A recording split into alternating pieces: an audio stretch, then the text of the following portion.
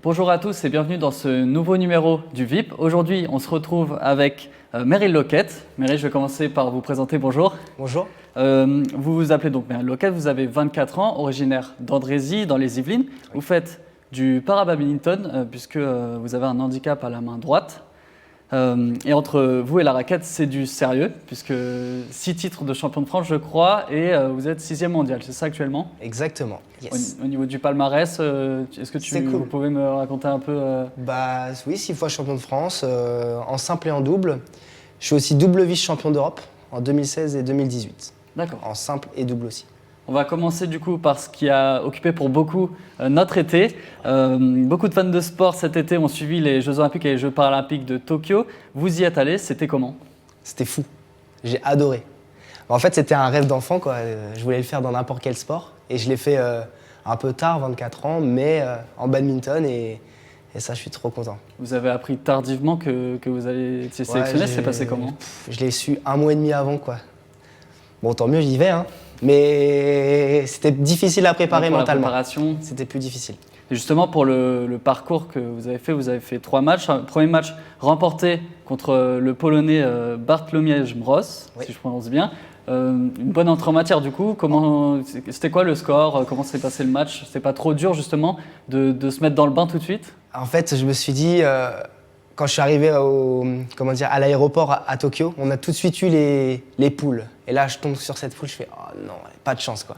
Parce qu'il y a le numéro 1, numéro 3 et le Polonais qui est 4e mondial. Et moi, je suis 6. Et là, je me suis dit « J'ai pas de chance et tout. Et il faut que je gagne ce match. » Parce qu'en fait, c'est le champion d'Europe aussi. Et je dis faut que j'y aille à fond. Et je suis rentré dans une très grosse transe, vraiment. Jamais été comme ça pendant le match. Et même lui, après le match, il est venu me voir, il fait « Je t'ai pas reconnu et tout. Tu m'as même pas dit bonjour avant le match et tout. » J'avais juste une obsession, c'est de le battre. Et malheureusement, après, tout ne s'est pas passé comme prévu, puisque, comme vous avez dit, la poule était très relevée. Donc 2 défaites contre les Indonésiens Deva Henry Mousti et Suryo Nugroho. Ouais. Ça a été dur pour vous, ces défaites ou... Non, parce que de base, moi, je ne devais pas aller au jeu. C'était que du bonheur, c'était que du positif, c'était de l'option, quoi. Et bon, après, je joue contre le numéro 1. Je voulais me préserver un petit peu pour le dernier match parce que je l'avais déjà battu, le numéro 3. Et malheureusement, alors que je suis en tête au score, je me fais une petite blessure à la cheville. Je glisse sur une genre de plume et qui était mal nettoyée, pas de chance. Et je me blesse et je continue le match, mais trop de douleur. Et après, ça a été la rémission, combien de temps ça a pris? Là, j'ai repris il y a 1 semaine, donc ça fait un bon mois et demi quoi, où je me suis stoppé. Et vous avez beaucoup parlé justement de toutes les émotions ressenties là-bas. Vous êtes passé par tous les états, je vous cite. C'était une expérience qui va vous servir par la suite? C'est sûr, c'est sûr. Moi, je comprends pourquoi maintenant on dit un sportif de haut niveau, il y a l'avant et après les Jeux. Dans la tête, de toute façon, les émotions, elles sont multipliées par 10. Oui. Et vu que moi, je suis passé, j'ai gagné, j'ai perdu, je me suis blessé, j'ai su au dernier moment que j'y allais. Il y a eu tout. Et du coup, pour Paris 2024, je pense que c'est une très bonne chose. Oui, justement, on reviendra sur vos objectifs, mais du coup, qu'est-ce que ça fait de porter les couleurs de la France dans finalement la plus prestigieuse des compétitions? C'est dingue. Il n'y avait pas de public, donc ça ne change pas trop, puisque au para et dans le badminton, on va dire en Europe, c'est pas très médiatisé. Mais j'ai senti cette ferveur. Du coup, des Yvelines, de ma ville, d'Andrézy, des personnes qui sont sur place, qui suivies par les réseaux. Et c'était décuplé, puisque du coup, il n'y avait que ça. Et il n'y avait que de la positivité, c'était ouf. J'ai adoré.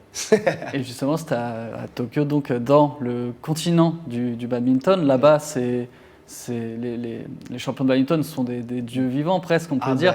Carrément. Vous aimeriez que ce soit pareil en France Bien sûr qu'on aimerait que ça soit pareil. Ça paraît compliqué quand même aujourd'hui, mais est-ce que ça évolue, carrément. Le statut du badminton? Franchement, ouais. Ça évolue parce qu'on fait des bons résultats. Oui. On performe quand même à l'international. La France n'est pas un mauvais pays en bad, en para-bad. En valide, c'est différent. Il y a un peu moins de bons résultats. En para, on est vraiment très bon. Et ça, c'est parce qu'on a un très bon groupe, il y a une fédération qui nous suit bien. Les coachs, tous sont top. Et de toute façon, on est assez soudés pour un sport, on va dire, individuel. Il y a un collectif qui est cool et on ne peut que performer comme ça. Et donc, prochain objectif, Paris 2024, prochain gros objectif? Bien sûr, à la maison. Comment ça se prépare ça se prépare dès aujourd'hui, je Ça suppose. se prépare, ouais, ça commence à se préparer dans la tête. Ça se prépare surtout sur la planification des entraînements, qui va nous entraîner jusqu'à cette échéance qui est hyper importante, les préparateurs physiques, les kinés, la récup. Ça se prépare dès maintenant, ouais. Ouais. Et d'ici là, du coup, d'autres compétitions, on peut attendre d'autres titres de champion de France. Comment vous voyez les 3 prochaines années? Bon, les 3 prochaines années, j'espère que je serai encore champion de France les 3 prochaines années quand même. Ça veut dire que je suis numéro 1 français, donc potentiellement que je vais aux Jeux. Et là, les championnats de France, c'est en janvier, à côté de Cholet, dans l'Eure-et-Loir, après de Nantes. D'accord. Voilà. Je ne sais pas si vous voyez où c'est. Oui. Et, Donc voilà, en janvier. Du coup, on va revenir un peu sur votre carrière maintenant, puisque vous avez découvert le badminton à l'âge de 17 ans. Avant tout, votre handicap, c'est un handicap de naissance, ça s'appelle une agénésie transcarpienne. Voilà, Ouais. Qu'est-ce que c'est exactement? Bon, en gros, c'est simple, c'est ma main, elle est comme ça dans le ventre de votre maman, quoi. Et c'est juste qu'elle a oublié de se développer. Elle a oublié. D'accord. Perte de mémoire, oubli. En fait, c'est le manque de développement des transcarpes des doigts. Oui. Voilà, c'est tout. Et par rapport au badminton, comme c'est un sport qui se joue à une main, il y a quand même des... En fait, on va dire, ce qui est difficile, c'est que de base, je suis droitier quand même. Oui. Donc, j'ai dû apprendre quand même de la gauche. Donc, il y a des petits réflexes qui restent. L'équilibre aussi, vu j'ai quand même moins de muscles d'un côté que de l'autre. Et aussi, je suis droitier de la jambe. Je suis droitier bras et jambes. Donc, j'ai dû Pour les appuis. transporter tout ça à gauche. Et mais ça s'est fait plutôt bien. Et puis, heureusement que c'est pas un accident parce que. Oui. Voilà. Mais vous disiez justement que dans votre catégorie, c'est les SU5, je crois. Il y a beaucoup de gauchers en fait finalement. Oui. Il y a beaucoup de gauchers, il y a un peu de droitiers, mais parce que souvent c'est des accidents de la vie. Il y a quand même beaucoup de personnes qui sont comme moi avec de naissance. Et de toute façon, c'est beaucoup plus simple de naître avec un handicap que d'un coup, d'un jour au lendemain, tu te réveilles et tu dois tout basculer ou apprendre à changer. 15-16 ans. C'est beaucoup plus Et difficile. pour les entraînements, vous jouez souvent avec des valides, puisque dans votre club notamment, vous faites des compétitions avec les valides ou c'est surtout les Je fais entraînements? des compétitions avec les valides. Je les fais en national, au niveau national, mais parce que bon, voilà, il y a quand même une différence entre le valide et le para. Et en plus, j'ai commencé assez tard, donc c'est aussi pour ça. Sinon, il n'y aurait pas de différence.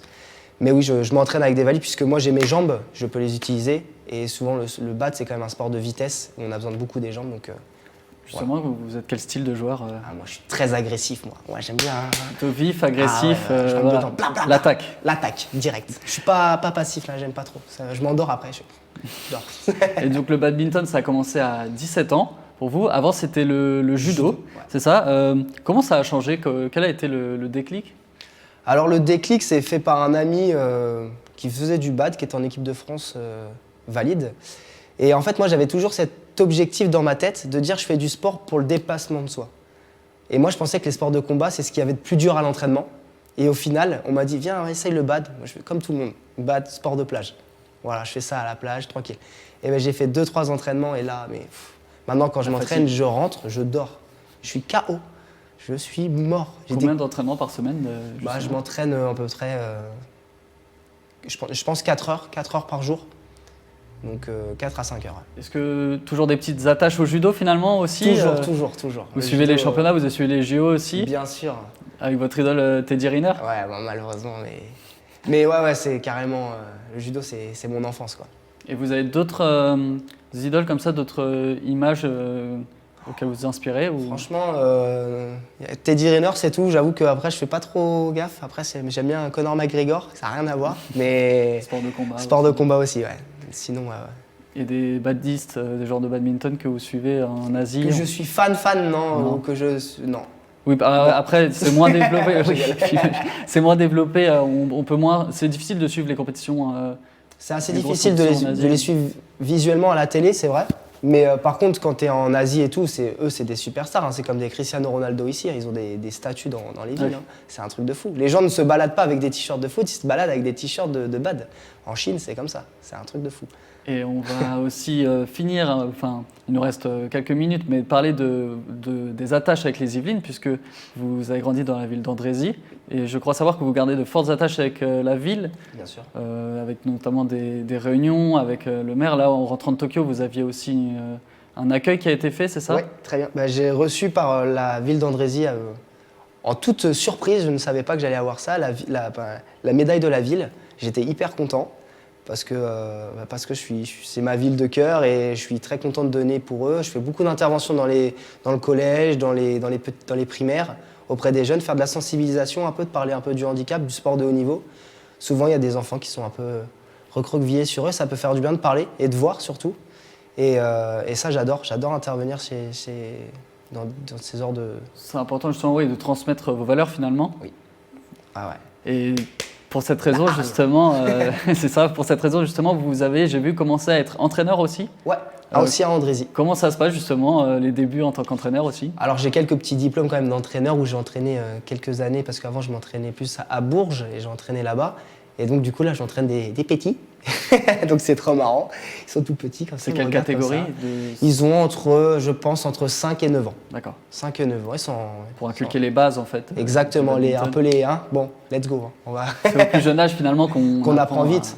Ouais, bah, je leur fais aimer le sport entre guillemets. Pas que le bad, il y a le sport en général, quoi.